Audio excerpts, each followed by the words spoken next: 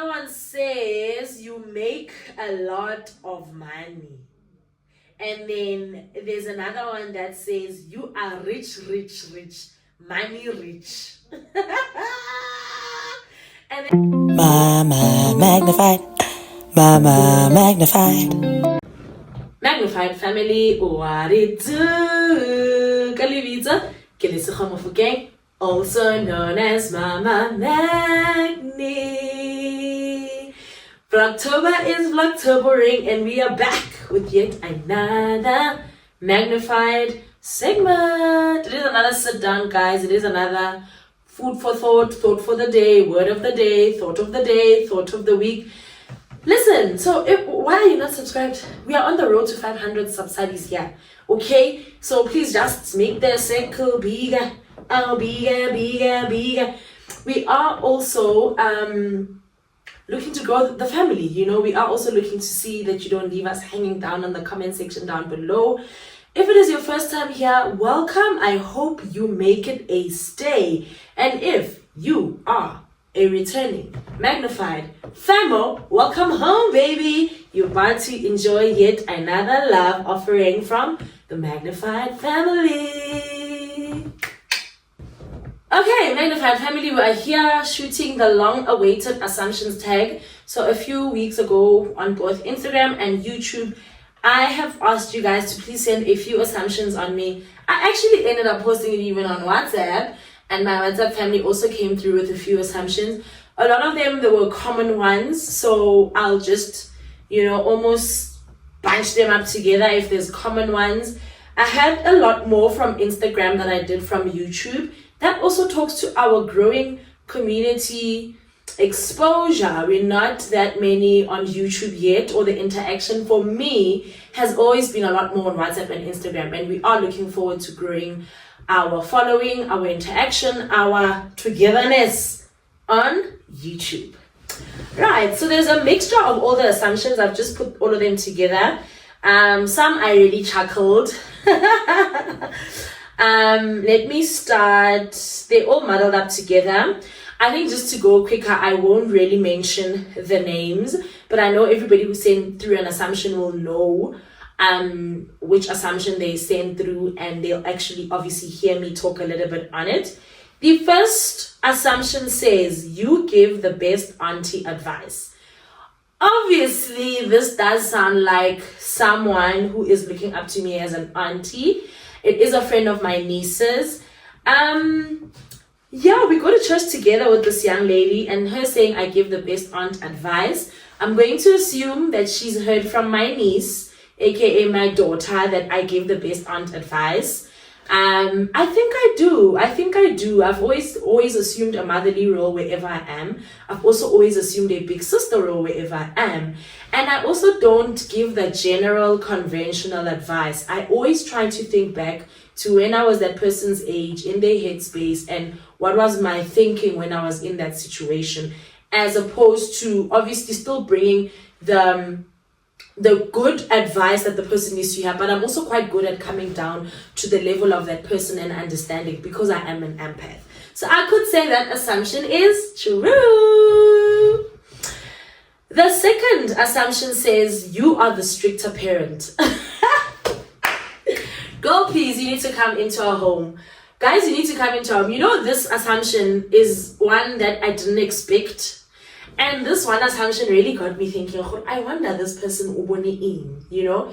But to be fair, this is one of my friends from Instagram. We haven't met face to face, but we've connected on Instagram. And I don't think she's gotten a bigger picture view or know Umpo personally, because anybody who knows us personally would know that my husband is the stricter parent. Maybe this assumption is coming because I don't know. I can't even think of reasons why someone would think I'm the stricter parent, because I am your typical mother where I'm the nurturer, the one with feelings, the one who feels bad when dad instills that disciplinarian approach, and the boys only listen to him. Remember, with children, they already know, okay, this parent, I can get away with this. This one I know, you know. And my husband is one of those, between the two of us as parents, he says, Nah, it must be long drives and they don't listen to me, or I must really raise my voice or really put things into consequence mode and then they listen. So no, I'm not the stricter parent. However, my husband and I have had that conversation where we it's not fair to have the one person who's the disciplinarian and then the one who's like the rescue and the other one's disciplined, because they may end up viewing us as, you know, you need to look like a unit when it comes to your children.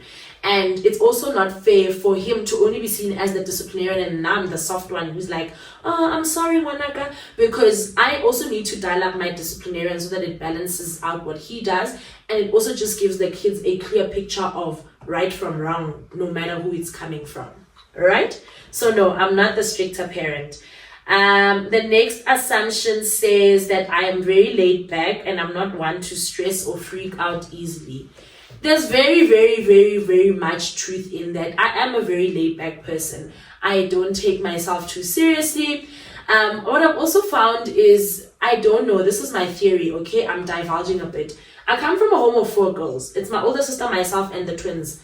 I've always just been of the belief that I was supposed to be the boy. I was meant to get another X chromosome and I was supposed to have a penis and be a boy. God does not make mistakes, I get that. But when I look at my demeanor, my behavior, my way of thinking, just how I've become as a person and a lot of my traits, they're not really boxed with that of a girl. I don't like dressing up. I know people will probably roll their eyes. I'm not a let's go shopping, go in malls for many hours, walking aimlessly, we don't know what we're looking for. I don't like cooking. Actually, I don't know how to cook. There's a lot of things. I mean, at growing up at home, I was the boy. I was the take out the garbage, change the light bulbs, fix the TV, fix the wiring. You know, I was like the boy, essentially, in the tasks around the house. And even when I look at my way of thinking now, a lot of people still don't believe some of the approaches I have with my husband in our relationship, because they're not that of a typical woman or a girl or a lady. Not that I'm not a lady, you guys get me. Obviously, I still carry myself very well, but like I said, my way of thinking, a lot of things that I do don't give off boy. So, having said that, that's why I could say that this assumption is true, that I'm very laid back and I'm not one to stress or freak out easily. And I think generally men are like that. They're very sensible people. They're very factual people. So they're not like panicky all the time. They're very laid back, you know. If it green, highly blue. The next assumption says you've always been comfortable in your own skin. Not. In actual fact, I have had moments where I've reflected. I was in particularly in high school, primary school, I don't remember much. Self-confidence, how do you see yourself? Am I pretty? Look in the mirror. But a lot of that came about in high school. And I was far from that. I remember still how I always used to be teased about the dark circles that I have. And these are hereditary. These are something that we have within the family. They are genetic. Like this is how I was born. My mother has dark circles, my sister has we all have dark circles. And I remember being teased a lot that I'm on drugs. I remember because at some point they got really dark, and I've always just had irritated eyes. Like my eyes have always just been quite sensitive. In actual fact, my grandfather, my mom's dad, when we would visit Godi Plus in December, he would always say, okay, ole wama, because I would then also have very sensitive eyes, you know, long exposure to the sun, dust eyes. Like allergy situation was just always happening here.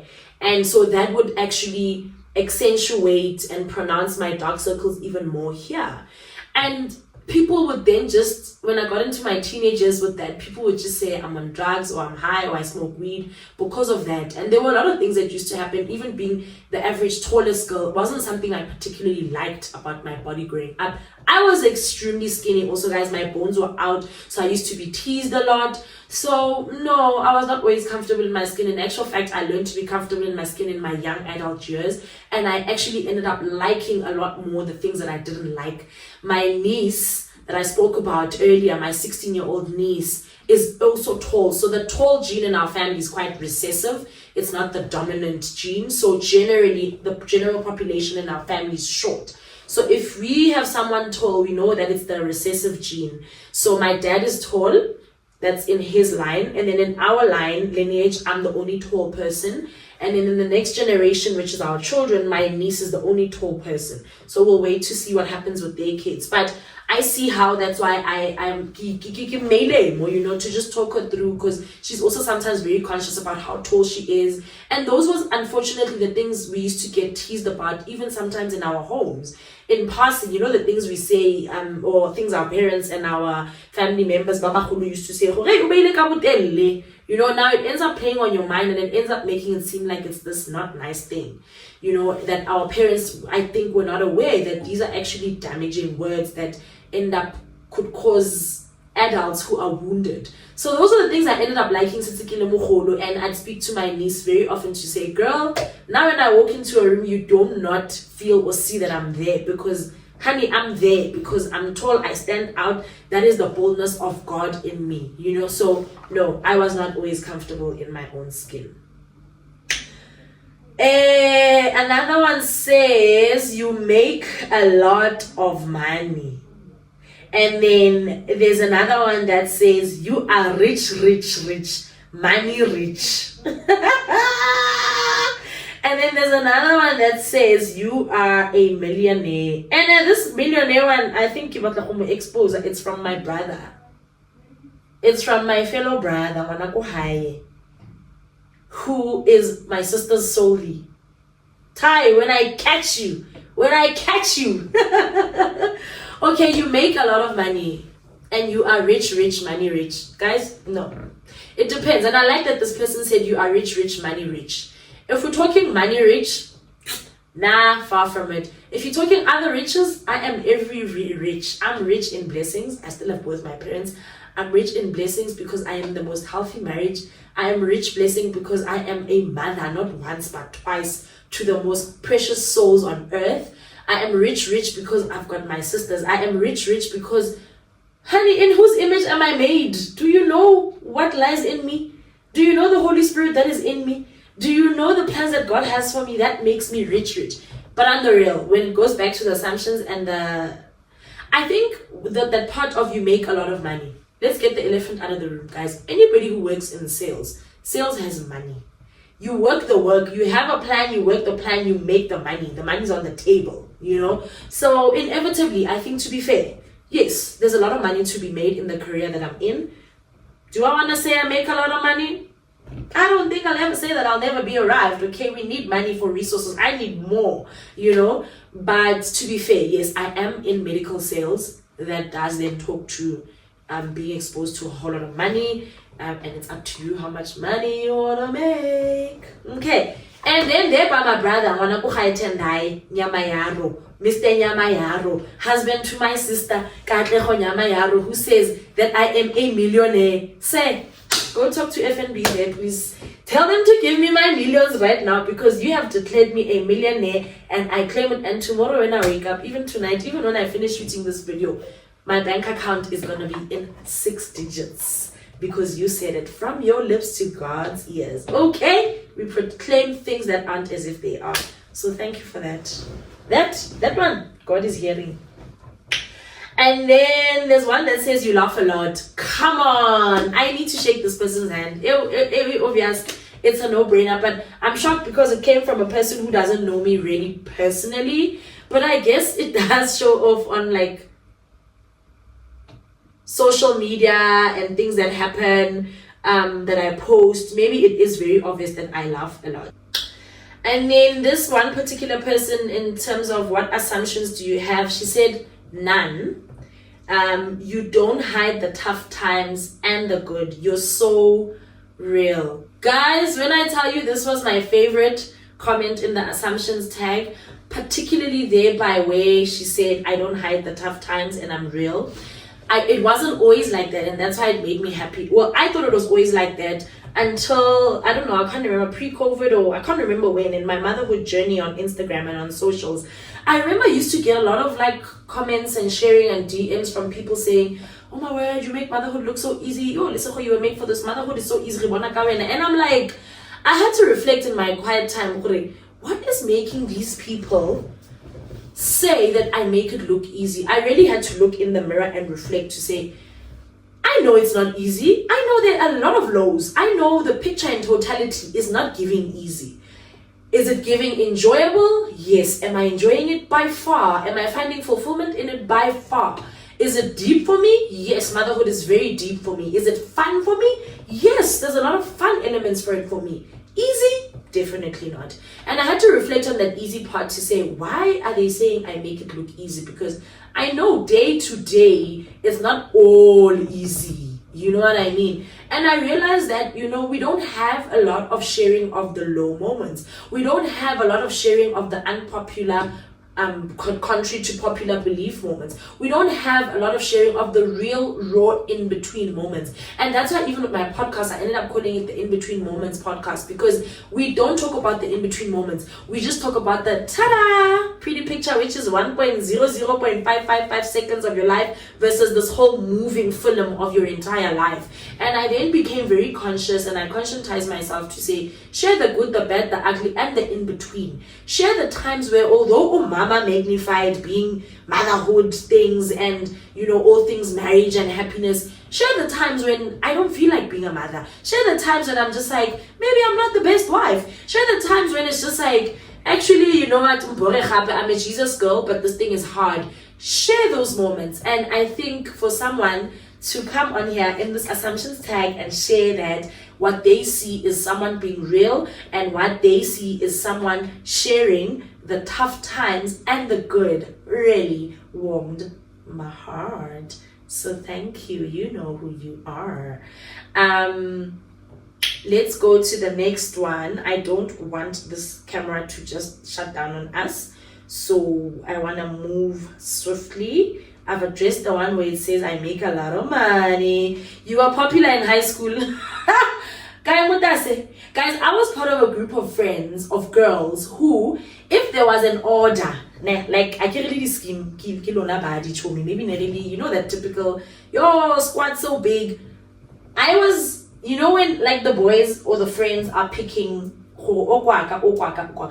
was the one that no one's picked, and then Gisezi, like it's like, ish, okay, well, now that you're the one left over, I'll just take you, consistently.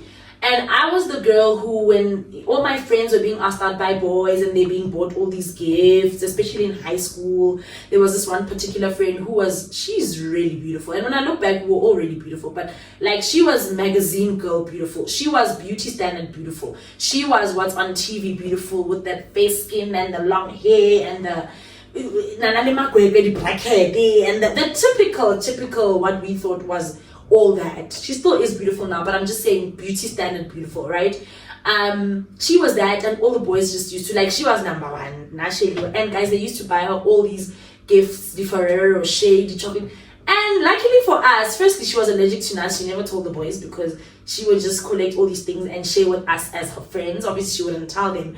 But I was just all the friends who would just see all the action, all your friends, and even from a friendship perspective, I wasn't generally the first person someone would want to approach. So no, I was not always popular in school. That assumption is not the one. And then lastly, it says you and Mpo have a strong relationship / marriage. That is 100% true. Strong, are we without challenges? Definitely not. But I think the strong part, like what I always say, is I really did marry my best friend. And one of my favorite things about Mpo and I, outside of having our foundation in God, I love the fact that Mpo and I have got a strength of not taking in the outside noise. Like, Mpo and I do what works for us, and we discuss it as a unit to say, this is what works for us, and we discuss it. And we stick to that, I'm not saying we don't see or feel the pressures from outside, but we never make it a thing to bring it inside. And now it's this whole elephant in the room that was never part of us. And I think that's what a lot of couples these days need to learn. And I think it could be our power to say, when I decide what your thing is, and have a plan and work your plan. Decide what is the rhythm of y'all riding the bicycle, which is your relationship. And don't look at the Joneses, guys. God made you two guys as one unit. Seek from God what is your union about, and what does pleasing to him look like, you know? But at the same time, enjoy each other and be each other's best friends and serve each other. I think that's another good thing that I love about Mpho and I. We always are seeking to, how can I make life better for you? He's also seeking to say, how can I make life better for you? And I think what has also pushed us there is the fact that, for those who don't know, Mpho and I have been parents since we met. Like, our entire relationship, we've been parents. So, summarize the story, we met on Instagram in July 2016. In August, we finally met face-to-face. And in September, we were pregnant. So girl, we spent 2 months of this almost 8-year relationship where we were not parents. 2 months of the 8-year relationship. The rest of it, and I think when I look back, God's plan really worked out because we didn't have a choice. We had to be tag teaming from the start, you know? So we had to learn that was our dynamic from the start. We didn't have room to be like, oh, now I'm a queen, I'm just a girlfriend, I'm chilling. No, the clock, it was ticking. The baby, he was growing. The destiny was unpacking. The child was coming. The parents are becoming parents. We had to hide you in a Samaya. So that's where I think, I suspect that's where we got that from.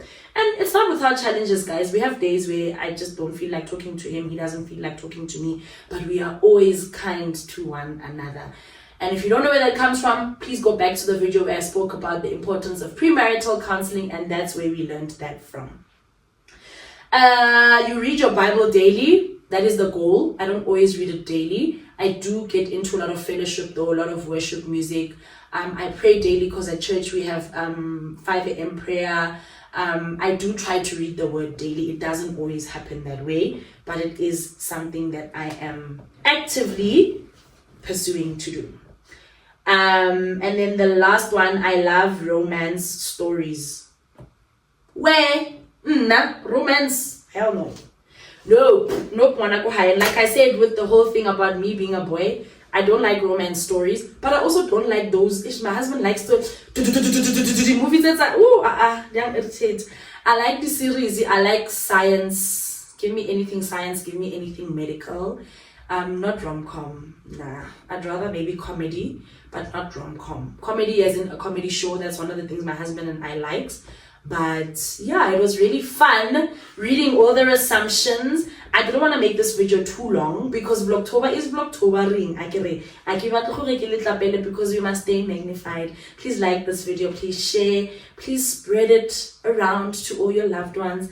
Are you subscribed? We are on the road to 500. So stay magnified. See you at the next edition of Vlogtober. Magnified. Mama magnified. Signing out.